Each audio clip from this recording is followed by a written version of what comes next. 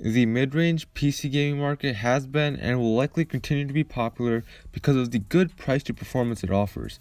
This $600 game PC features a 6-core Ryzen 5 and an RX 580 and has all the parts that you need for a balanced PC for 1080p gaming at 60fps max settings. In addition to gaming, you can also do workstation tasks and even things like video editing on this PC without an issue. This is a HardwareHub, and let's get right into it. So before we start, I would like to quickly mention I have links for everything in the description, so check those out if you're interested. But with that out of the way, let's get into the build itself. To start it off with the CPU for this PC, I went with the AMD Ryzen 5 2600 for $118. This is a 6-core 12-thread CPU that comes clocked at 3.4 GHz out of the box with a boost clock of 3.9 GHz. While this is a generation old at this point, it can still game easily in all the latest titles.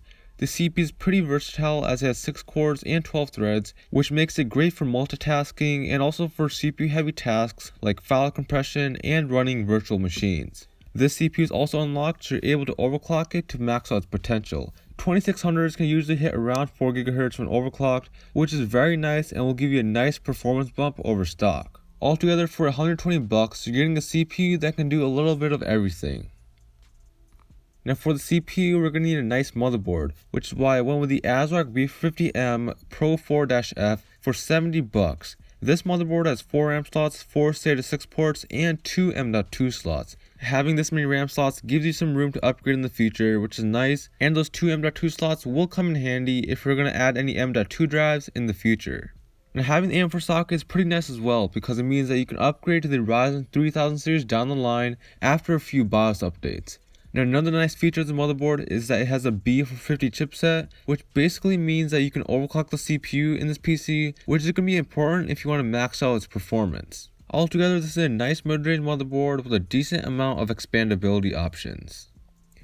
Now for the memory for this PC, we have the Patriot Signature 16GB set for $60. This is a dual channel kit that comes clocked at 2666 MHz. High clock speeds and multi-channel RAM is pretty important these days, especially on the Ryzen platform, so it's important to go with a kit like this.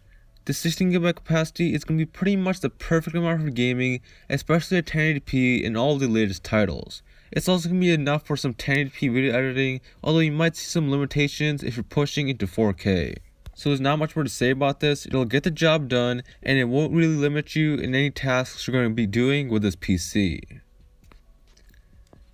Now for the storage configuration for this PC, I have an SSD and a hard drive. For the SSD, I have one with a 240GB ADATA SU635 for $25. While 240GB might not seem like a lot, it should be enough for your operating system and most of your applications besides your games. And while you think it might not make that big of a difference, I think that it's well worth it to spend $25 because it's going to make your loading times and boot times a lot faster. And while you may not notice it right away, once you go back to a hard drive PC, like if you're on a friend's PC, you'll definitely notice a lag in performance. So for $25, you're definitely getting a nice speed bump that will also help you keep your PC running snappy for a long time. Now obviously 240GB is not enough, so that's why I threw in a 2TB Seagate Barracuda for $50. This is a pretty basic 7200 RPM mechanical drive that has 64 MB of cache. Speed and reliability on this is not going to be as great as an SSD, but it's going to be about average for a hard drive, so it shouldn't be that big of an issue. The main benefit to this is the price per gigabyte, which is significantly lower than SSDs. So this hard drive basically gets you a very affordable mass storage solution that will easily be enough for most game libraries. Now choosing a good graphics card is very important because it's probably the most influential determinant of your gaming performance. For this PC, I went with the XFX RX 580 for $180. This is really a great 1080p video card. This RX 580 comes clocked at 1366 MHz with a boost clock of 1386 MHz. This card also has a nice heatsink and fan, so it shouldn't have any problems when it comes to temperatures, and it should allow for a modest overclock. I really do like XFX cards because they put lifetime warranties on their cards, which is really nice to know because it means that if you encounter any manufacturer defects, you know that XFX will make sure that you're taken care of. And in general, XFX has pretty good build quality, so I doubt you'll even have problems to begin with. So for the price, you're getting a very good bang for your buck 1080p gaming card. Now to house all these components, I have the Cougar MX330 for $44. This is one of my favorite mid-range cases as it looks very nice and comes with features like a PS2 shroud and filtered fan mounts for under $50. This is pretty spacious for a mid-tower, and fitting large CPU coolers and large GPUs isn't that big of an issue. Cable management will also be pretty nice as it has a PS2 shroud and a large amount of room behind the motherboard. So for the price, you're getting one of the best cases for under $50.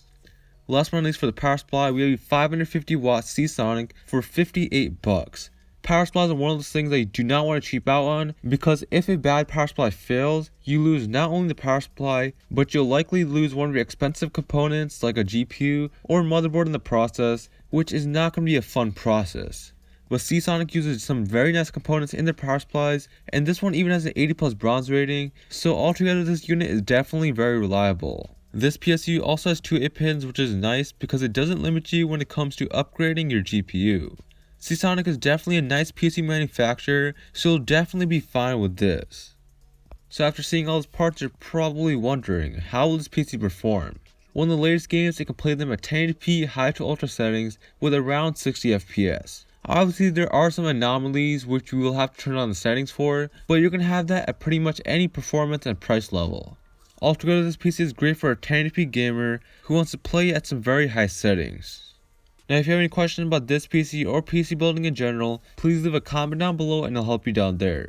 Also, I want to mention once again, I have links to everything in the description, so check this out if you're interested.